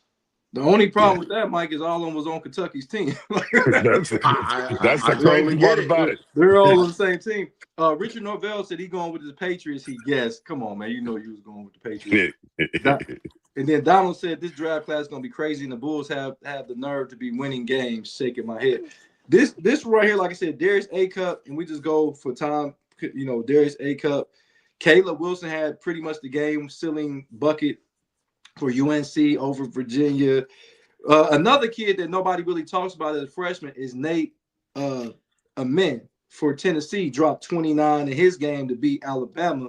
And Alabama had a guy that was in the G League for 3 years, comes back and plays for Alabama this year. That's another story within itself. That was crazy. They got to stop this shit, letting people go to the G League, then come back and play college basketball. As a matter of fact, we'll talk about that in just a second. Cam Boozer had 32, big time victory for them. And the kid, the Ritter, that played for Virginia, he's a freshman, 6'9" freshman. He couldn't get it done against Caleb Wilson. They both had 20 points in that game. But one of the most impressive freshmen was a guy that can't stay healthy. His name is Michael Brown Jr., played for Louisville. He came back. He's an instant impact player. Mike, talk to me about this kid from Louisville that he comes back, and now Louisville is a team that can compete for the ACC championship or at least make a run with him in the lineup. Talk about that, Mike. Well, Louisville's hype was because of the team they put together and him coming in this year. Him being in and out has done the same thing to them as Kansas's lineup has been impacted by Peterson being in and out. But if these guys are available down the stretch of the season, now that we're about to be after next weekend, we'll be at the halfway point of the college season. We only have, the month of February left. So I guess we're a little bit beyond the halfway point, but halfway point of conference play. And so this is when you're trying to round out and see who's really going to separate from March. And so if these guys are healthy at Louisville and at Kansas, then you can expect that these teams will make the push that they preseason thought that they would make. No doubt. Jason said high school. He said it's killing high school recruiting. He said the shit is sad. Agent said, yes. He said, stay saying our name wrong. Louisville. He said, keep saying their name wrong. But this is the thing, too. We didn't mention the other guys, Peak and Burris out there in Arizona. Those are two other guys. Torrey out at Iowa State. We didn't mention all the freshmen and all the great players that's playing. But so Ray, talk to me about if Brown is healthy. You see what he does. He dropped 20 points easy after missing, I think, 5 or 6 games. Does this make them, the Cardinals, a true ACC contender? I think it makes them a contender, man. The man went out there, he did his thing. He was 7 for 11 from the field, 3 for 6 from the 3-point line. So we know he's instant buckets. He played less than 40 minutes. Played right at 29 minutes. So just think if he has to play anywhere from 35 to 38 minutes, he probably would have dropped 30 points yesterday. So I think he's definitely what the Cardinals need. Louisville, since Asia's saying we saying it wrong, is Louisville. I think that they're be in a great position to do what they need to do. They're right there 14-5 with that win last night. So I think they're going to do exactly what they need to do. And I put my money on them to at least make a good push. It's crazy because I literally got on here and I was putting tracking the freshmen, and I said something about this kid right here, and people were like, it don't make a difference, he in the lineup or not. You are fucking full of shit if you're saying that. Yeah, people don't know. People just be talking because they only look at the highlights, or people who ESPN is saying is the top dogs. Or if you're a fan of a team, you think you can win without several players, just like Kansas right now. Kansas is acting like they don't want to address the elephant in the room. Peterson not playing or playing limited amount of minutes is a problem. It's like we all came in agreement. I told you how I'll fix that. If I'm coaching and he only played 20 minutes, you'll play 3 minutes of you play 3 minutes of the first half. And you go to halftime. I design every play for you. I know you can score easy as hell. So you'll fuck around getting the halftime with 6 or 8 points. And then I'll sit you the first 3 minutes of the second half, and you'll play the last 17 minutes of the game. Hey, Jody, I told you how I fixed that. That nigga wouldn't be on my team. But you gotta think it's contract stuff that, if you're a high-ranking coach like Bill Self at a university like Kansas, you gotta go with what the university is saying. So to fix that, so everybody can be happy, I will make sure he played. You would never sit on the bench. And if second half, you would never get a breather, my boy. Never. Mm-hmm. Absolutely. If I'm Bill Self and I don't have enough clout at the University of Kansas to remove this person from my basketball team for behavior detrimental to the team, then I'm leaving Kansas. And I know several schools that will look to Bill Self to have a program. Yep, that's how I look at it. You gonna leave Kansas for one season? Sure. Because we know this kid ain't gonna be. You got to understand, Mike, and you would know more than anything that these people talk. This NIL is new. This discussion was made way before, and I'm pretty sure Bill Self was in the meeting. I don't think they did it without him. I think he agreed to that. I don't think he understood. But what I'm saying is, Bill Self is like, shit, I got a team good enough to get us there. If I can just let him play I think he gonna do what I said and play him in the second half of games. Now, how if you got the best player, if Michael Jordan, I'm gonna say he's Michael Jordan, that's an unfair comparison. If your best player coming to the game and with the last 15 minutes of the game and all the other players are tired, but the best player step on the court, he's gonna completely dominate, right? Or he should. It could be a coach's strategy. I would never let just doing it wrong. I would never let my team be hijacked by a player. If my team is going to be hijacked by a player and that's the organization I'm working with, then that's not the organization I need to be with. And this is why you saw a mass exodus of coaches in the last couple of years. Jay Wright got away from the game. Roy Williams, Mike Krzyzewski, though they were older, Boeheim, all them guys seen exactly where this was headed and knew that their coaching styles would not endure this. The only person whose coaching style is enduring this without compromising the integrity of who they are appears to be Tom Izzo, but Tom Izzo has a different recruiting strategy to avoid all of this foolishness. But Mike, no, I can't even let you do it. Everybody you named was in the game 30 plus years. Jay It was Wright time for wasn't. them motherfuckers to go. Roy Williams, 30 plus years. Boeheim, 30 plus years. Krzyzewski, 30 plus years. All those guys are 30 plus. Jay Wright had just won a couple championships. Villanova never fell victim to any of this. They got blue collar He guys left like before Michigan he State. did fall victim. That's what I'm saying. Sometimes you have to read the writing on the wall. And if my style, one of the reasons why I never went back to coaching was because I recognized at least 5 years ago, if I tried to coach today, it might not work because you talk to Glove, you talk to Aaron Lumpkin, you talk to those guys and ask them about our practices and how we operated. Now, a lot of them will tell you that, they love me as their coach, but it was a different kind of camp than what's going on today. And I might not have adjusted as well. When I listen to all these stories that these guys are telling me about that they got to deal with, I wouldn't have been cut out for it. So I asked this You would question. have had to fight parents. Yes. I'm going to ask this question, Ray. I'm going to ask you then. This will be the last one. Get you guys out of here. Go shovel some snow, or like Mike will do, go play in the snow. I'm about to watch some movies. I'm gonna go play in this. Yeah. I'm gonna play in half the snow, Ray. Anywho, My man. Ray. A little swirl in your chocolate, eh? Right, but no, I like my coffee light skin. But this is like really like serious.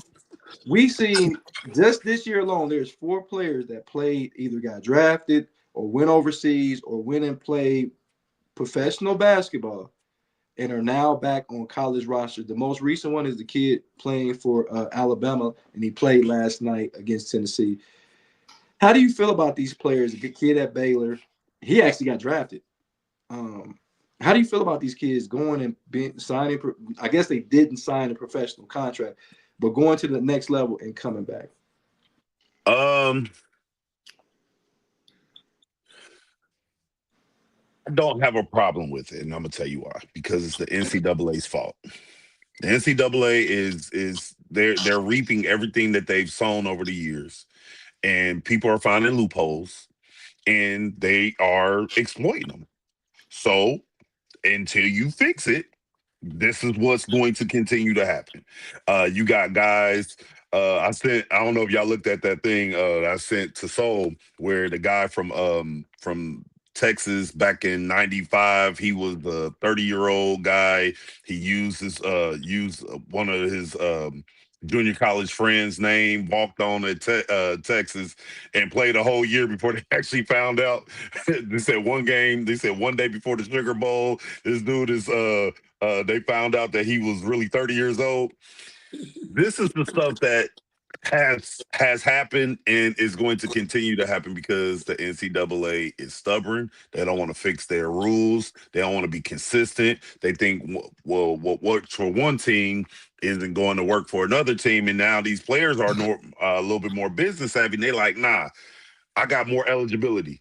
Let me run it back. I never even played in the NBA. So now they're like, oh, well, technically he's right. So let's go ahead and let him do this. So until the NCAA fix their bull, this is going to continue to happen. So I don't have as long as it's not jeopardizing anything for like the integrity of the players and students, I'm cool with it.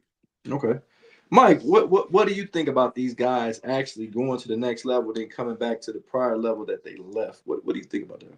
So Puff Johnson, who is Cam Johnson's younger brother, who started out at North Carolina, is now playing with the Ohio State University after doing the same thing. On its face, it sounds egregious until you get into it a little bit further and you understand that we have got international players that don't observe by any American rules. They're able to play professionally overseas and then come here and play college basketball. They're allowed to play professionally overseas at the age of 15 and go right into the NBA. They can be drafted at 18 years old. They don't have to go to college for a year. None of that shit. American kids are forced to go to colleges and universities for 9 months of Big which business. for 9 months of which they're not going to class. Somebody mentioned what Carson Beck said the other day. Well, I guarantee you that all these freshmen we just named that have no intentions of enrolling in the next semester have gone to one class at all, period, since the end of that first semester. Once they enrolled in the second semester class, the season will be over for most of them well before the next semester concludes, and they're not concerned about no further eligibility because they hit in the streets. So the NCAA has all these loopholes and all this stuff that they need to fix. I'm tired of people talking about these kids. I'm tired of people talking about what the kids are doing when the NCAA has had 20-some odd years to prepare for this era that we are in, and the arrogance of these people that have been in charge of the NCAA for the whole entirety of the time, but now more recently, that did nothing to put no rules in place, now want to put the toothpaste back in the bottle. And I can guarantee you it's God's most challenging thing. How many times have you successfully seen a backup quarterback win a Super Bowl and putting toothpaste back in a tube of toothpaste? We actually did see a backup win a Super Bowl, so I think you go ahead, but you can put that one to bed. You can probably, but I've never seen toothpaste go back into the use. Let's stick with that one. Aza, I do like a little dark in the snow too. Don't. We versatile out here. Like that. But no, in this situation right here, I made mention of this a couple weeks ago, guys. This is nothing new to college basketball. Y'all guys will remember this guy. I think, Ray, you will probably remember him because he played for your Miami Heat. His name was Rashard Leonard. Rashard Leonard was a guard at Minnesota.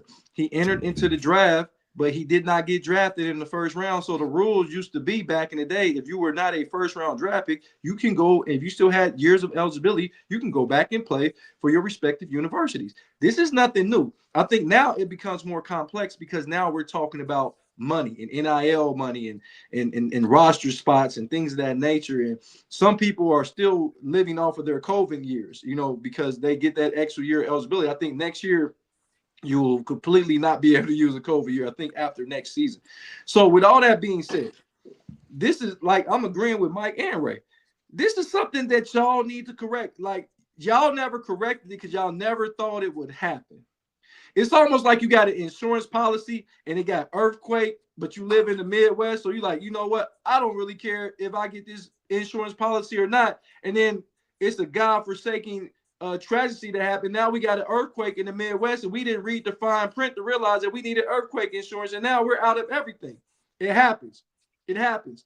So I think the NCAA is not reading over their insurance policies and it's coming back to bite them in the ass because now these players are like, look, hey, I'm going by according to the laws of the land.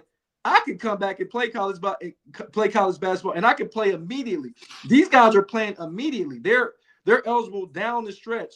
Do I like it? No, because now I got a guy that's been on my roster since fall practice, and now he gets bumped out of his spot because this guy that had an opportunity years ago to get to the NBA comes back and knocks his player out of his spot. So I think it's a double-edged sword here. I don't like it for the players. I don't think it's fair for the players. Because I'm like, damn, like I've been busting my ass now. I lose minutes because this guy who had an opportunity to go to where I'm trying to go comes back and knocks me out of my spot. But Jody, this is the thing. Okay, so say they don't come back. Well, guess what? With NIL in the transfer portal, another guy who's been playing for another school for 5 years comes over to your school and he knocks you out of your position. So guess what? It's going to happen regardless. It's cool if you come and knock me out of my spot before the season starts. This guy from Alabama just came right now. He played yesterday. You see what I'm saying? Right, he came back. So I've been right. Okay. We've been playing. You're right. You're right. Doing the show, and then this Stephen A. Smith said, "I like against grain sports." He just come bump me out of my spot. I'm gonna be pissed. It won't happen.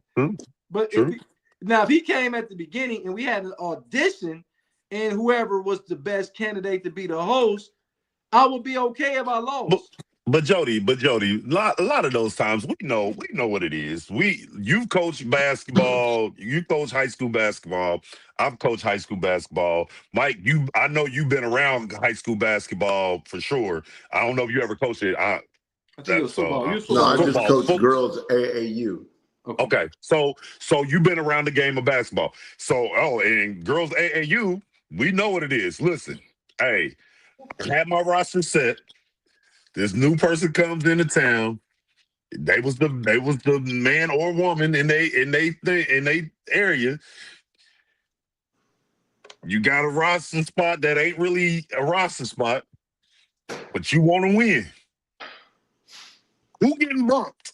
Is anybody getting bumped off that team? Because you know that this person right here is gonna be solid.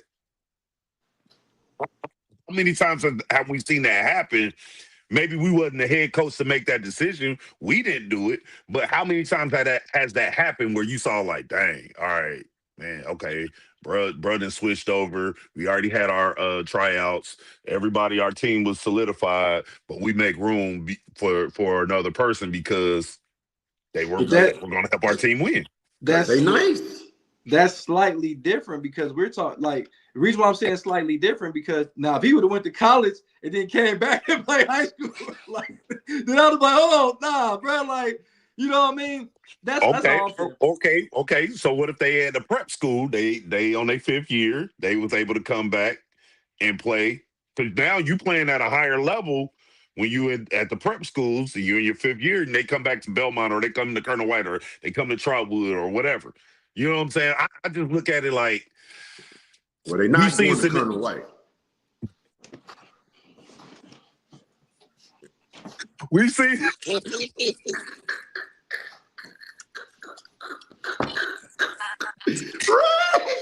I couldn't resist. As soon as you said it, I couldn't resist. Touche. We touche. Now Jody got to sit there with the IA ass face. It's all right, bro. They go to 30. But nevertheless, man, I just look at it. I don't know. I mean, we've seen this.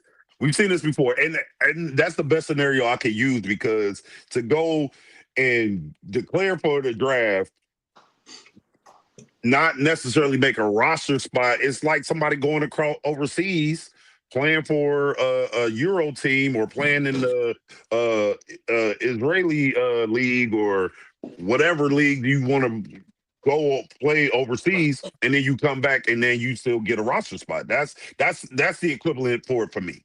I'm gonna put it like this, and I'm gonna let Mike get the last word.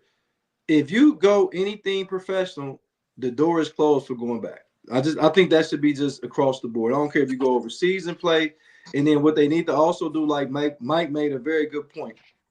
If you play, the overseas players should have to go by the same rules that America. They should be across the board. And I think you will fix so much. Mike, give me a last thought on this. I think, I think all the points are valid.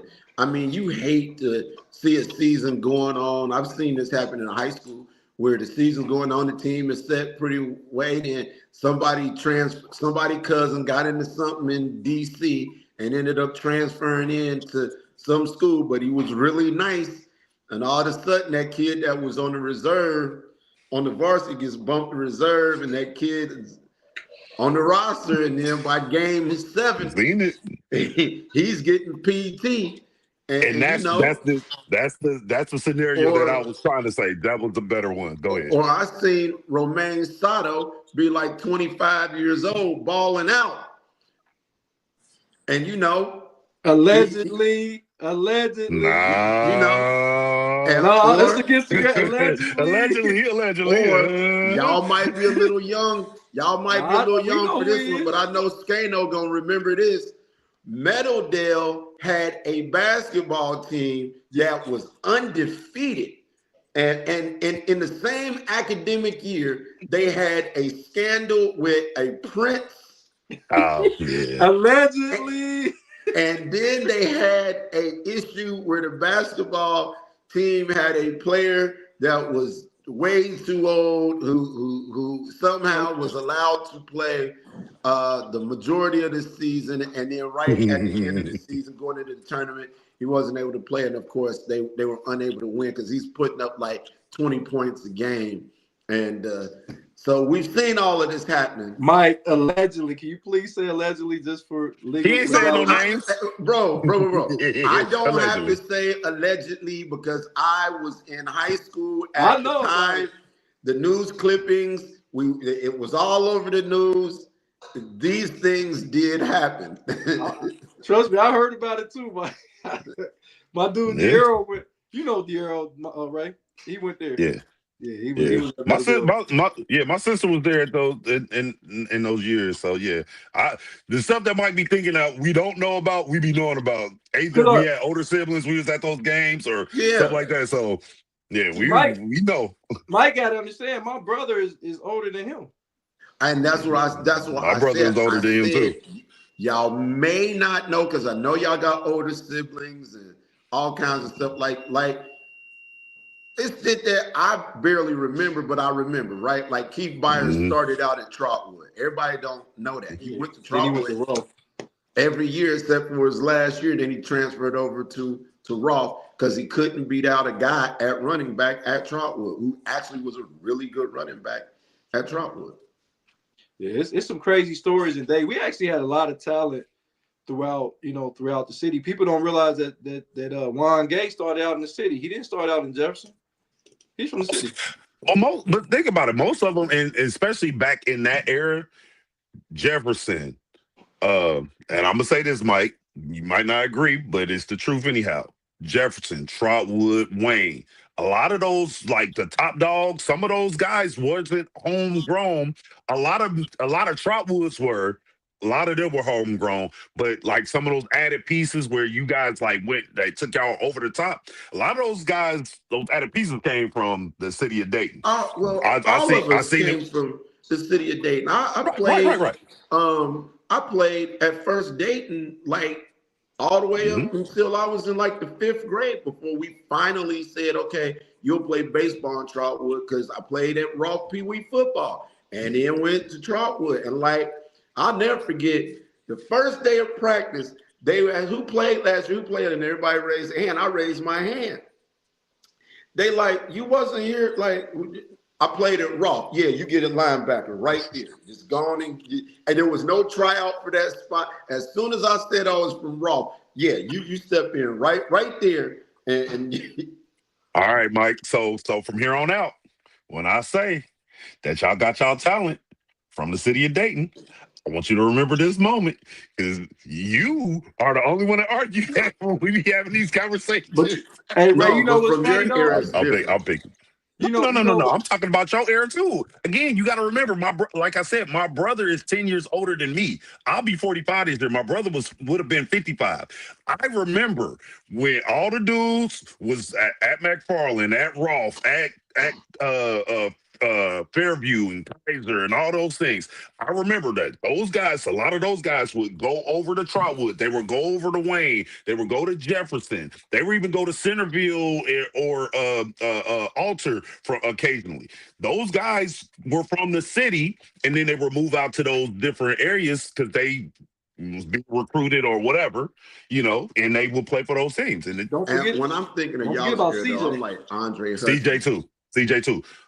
Andre Hudson and Kalen Smith, like they were homegrown. But Kalen's older brother was with me, and I know Kalen since he was like 5. And the Lumpkins, they homegrown. They was Trotwood through and through, like the Blanton brothers. But here's the thing, Shantae Reed is not human. That motherfucker wasn't human. That nigga, Shantae Reed, that nigga's a cyborg. He was a fucking cyborg. I remember he dunked on us. I said, man, the rim is still shaking from when that motherfucker dunked on us. This dude was 6'3", 215 in height, like chiseled, like he could have knocked a grown man out. I remember him. I remember that name. And his brother was built the same way. Who's the guy? His nickname he went by Roach. Oh, Roach. Yeah. This nigga. Yeah. Hey, bro. Listen. I've never, absolutely never seen nobody with hops like him. Yeah. Ever. Like, Neither I have mean, we. and this is the crazy part about it. And Jody can tell you, I could jump out the gym. Yeah. And I was sitting there looking at him like, this? I'm talking about stop mid in the air, dude throwing my oop, and he just in the air like this, and looking in the rim, catch that mug, windmill it on his way down. I'm like, bro, what did he just do? Like, His brother was James McGraw. And his brother was a nice basketball player, nice dude. This kid was about 4 or 5, maybe 6 years younger than James. And so I started hearing about him in middle school and was like, 7th grade, this dude is dunking like, like you go to a middle school game, if a dude can dunk, usually they can punch it, just get it over the rim. No. he looking in the rim. Yeah, so he was a freak athlete for sure. Freak. You know what took Trotwood over is knowing that everybody from Townview went to Trotwood. That was because remember it used to be a debate if some people from Townview would go to Rolfe, because I went to Rolfe. Right. So some people from Townview would go to Rolfe. Then they made it where everybody from Townview went to Trotwood. And because when you look at it, it's a city line smack dab in the middle of that area. Yeah. And when it's like a certain street, you like, if you on this side of the street, you're Trotwood. Everybody else, if you live on this side of Gunther, Gunther runs right down the middle of Townview. It really doesn't run down the middle of Townview. It's the first street that you come to after the store. But everybody on the right was technically City of Dayton. And then everybody to the left, which was where most of the houses in the elementary school was on the left, which was Townview Elementary. And then you went to Townview, and then you would go to Trotwood Junior High. But yeah, man, that's some good memory lane things, but good points, man. But we're gonna get up out of here, man. I'm gonna go shovel some snow, try to get out of my driveway if possible, if I need to get out the driveway. So let's go ahead, Ray. Give me your final thought as we get out of here. My final thought, man. I'm kind of perplexed about this whole hiring of Ohio State's offensive coordinator Arthur Smith, who was the Steelers play caller this year. I'm torn between if this is a good hire or a bad hire. It's kind of perplexing me at this point. I really kind of wanted it to be a question, but Arthur Smith is now the OC for Ohio State Buckeyes for next year. I don't know how I feel about this. This is gonna bother me for a while. Maybe y'all can give me some points to kind of see help me lean one way to the other, man. But I don't think I like this hire. O State, I think they're just grasping for straws at this point. Looking for guys that had good resumes, or I just didn't like how their offense looked this year, maybe because they didn't have enough weapons. But this Arthur Smith hire for Ohio State, I don't know. It's not sitting well with me. That's my final thought. He was a former head coach, so I think what Ohio State is trying to usher in is, you can see most of their coordinators used to be head coaches in the NFL. You see with Matt Patricia, Chip Kelly.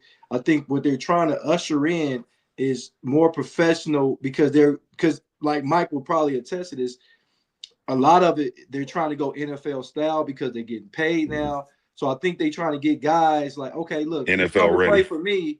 I was in the NFL. This is how the NFL going to be. So the Chris Henrys of the world, Jeremiah Smith, who will go pro next year, this is the NFL structured offense. And I think that's how we're going to keep our recruiting, by getting NFL caliber coordinators, probably not head coaches, but coordinators. And that's I just threw a straw up. Maybe that's what it is. Mike, what you think? That sounds good.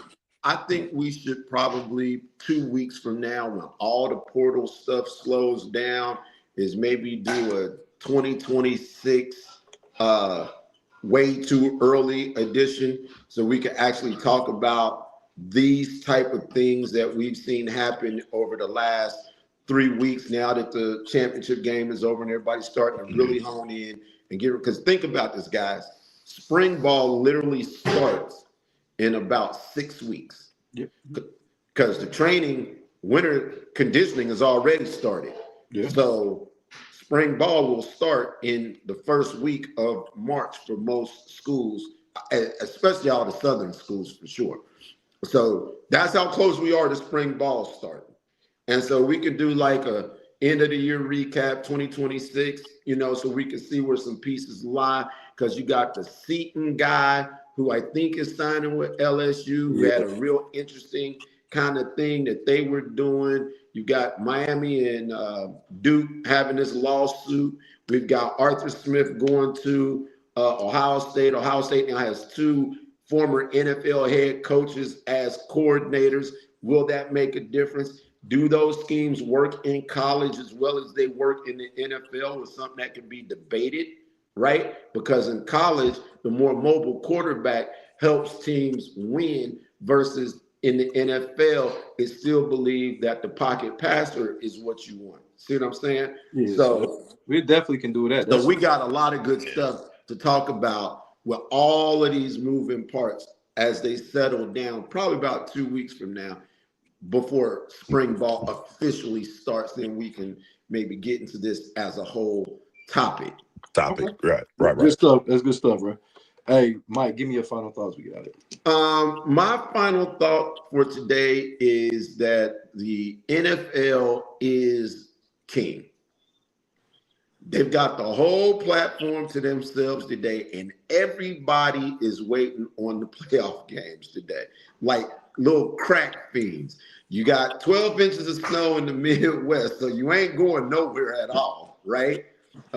Unless you're going to take these next 2 hours to do a little bit of NFL and drill, which is possible.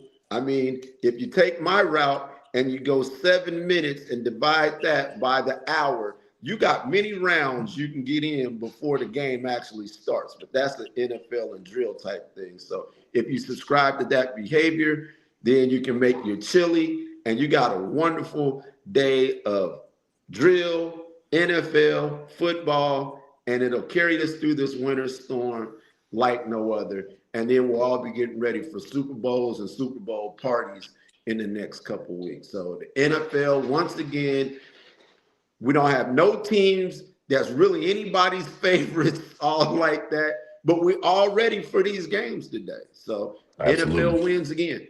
No doubt. I'm gonna stick with the NFL, but it's kind of crazy because I'm sticking with what Mike said and what Ray said. Right in the middle, we talking about the combine, and I think a lot of these kids have to prepare for the combine like no other, because now we've seen losers, especially at the quarterback position, that don't throw at the combines. Last year, if Shedeur Sanders throws at the combine, he's not a 5th-round draft pick. Now, I understand he did what he did while he was at the University of Colorado, but what the owners and the GM seen was this kid is not going to be the person we need because he can't even go out there and throw the football.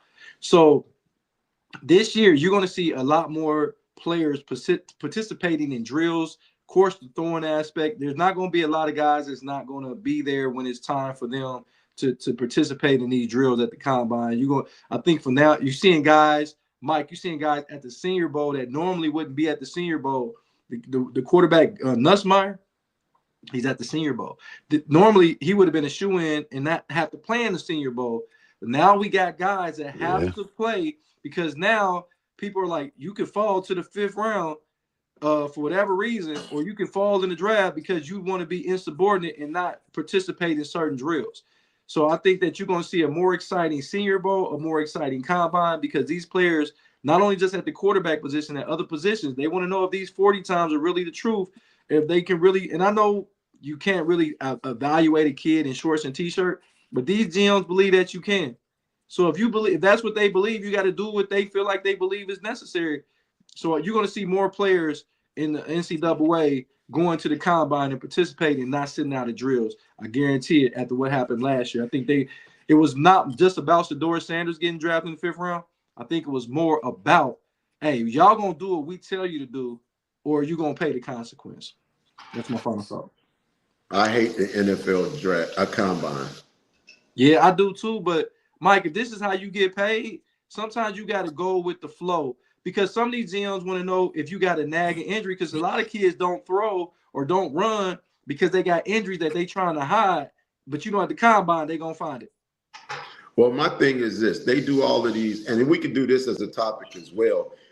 They do all so they have the combine, then they go to all the schools all over the country and do workouts at those schools. So why don't we just eliminate the combine and just go to the schools and deal with the individuals? Because you're going there anyway. You're going to do that anyway.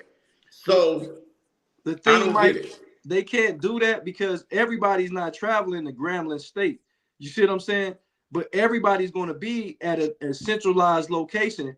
They don't have, I mean, they got the budgets, but they're not going to send people to Appalachian State. Hey, you come here, we're going to see you where we at under our conditions with our doctors. Because a lot of times those 40 times are a little different because people, you know this, Mike, that some of these guys might get an extra second or two. You see what I'm saying? You got the handheld timer versus the electric timer. Jody, I get it, but it is the closest thing to a human auction. I won't go as far as to say a slave auction, but a human auction where you're looking at dudes' teeth. You got motherfuckers walking around in their drawers or less, measuring body parts and shit. That, I mean, at some point, you know, motherfucker ain't going to prison. You feel what I'm saying? Like, you're not walking through a prison door where we got to do all this extra shit. So I think it's just it's another way to keep control, like you said, another because that's what they want to do. Control is what a lot of this shit boils down to. You got to think about it, Mike. If y'all can see this, I actually participated in the combine. I saw exactly what Mike was talking about. But this is the thing, Mike, and Ray as well. I get what you're saying, Mike, and I agree with you. But if the job tells you to do this, if a job tells you to go get a urinalysis, if the job tells you to take a hair follicle test, you're going to do it. And this is the job of a lifetime. If you strike it big in the NFL, you will make more money than a doctor, a lawyer, a surgeon. You see what I'm saying? I get it. So, and I'm just saying, when you put this much money into a player, don't you want to know everything about your player that could go wrong, Mike? I just think that there's way more different ways to retrieve information now than there's ever been before. And I think this is an outdated, antiquated system that at the end of the day, Jody, you know me, you hear me say this all the time. Okay, classic example. Ruben Bain, his arms are short. This is something that's going on. He doesn't have the right amount of arm length, the this and the that. I'm looking at this motherfucker wreak havoc week in, week out. And I don't give a fuck what his arms are. If I'm a GM, I'm taking this guy. And I could go on and on about wide receivers that don't run a 4.3 that get drafted later, when at the end of the day, what receiver runs a route at 4.3? No one. You got to actually have burst in and out of cuts and know when to idle down, the throttle down. It's so much more. But you telling me that this motherfucker got to run a 4.3 to be in the no. And so I got a whole different outlook on it all together. We definitely gonna talk about that. And like I said, Ray, you see this too. You see these guys that go to the combine and become first round draft picks off of being in a t-shirt and shorts. And then you get it, they put pass on it and they can't fucking play. You seen that, right? Like Tarzan, absolutely. Like Jane. Absolutely. Like, I mean, think about it. Think about John Ross. Think about, he ran one of the fastest daggone 40 times and they was all crazy about him. He gets in a Bengals uniform. He had one outstanding play and then that was it. Yeah. I'm so glad y'all missed on that pick. We missed. Yeah, I'm so glad y'all and missed. That GM and guess what? And that GM still has his job. And I think wasn't Odell Beckham in that draft? And y'all missed on him? And hold on. And Aaron Donald, y'all could have got him too. How about this? Next topic. No, Ray. No, Ray. Hold on. I'm in the big screen. Next up. You think all them quarterbacks was better than Brady? I mean, no, not College. surgeon, not surgeon win. College wise, yeah. Hey Ray, not surgeon win. I don't give a fuck if you looked at his numbers. It was no way Surgeon Wynn should have got drafted before Tom Brady. I don't give a fuck if they both look like that. Surgeon Wynn should have never got fucking drafted before Tom Brady. Hey, listen, Tom Brady didn't get picked because of the combine, because of his combine.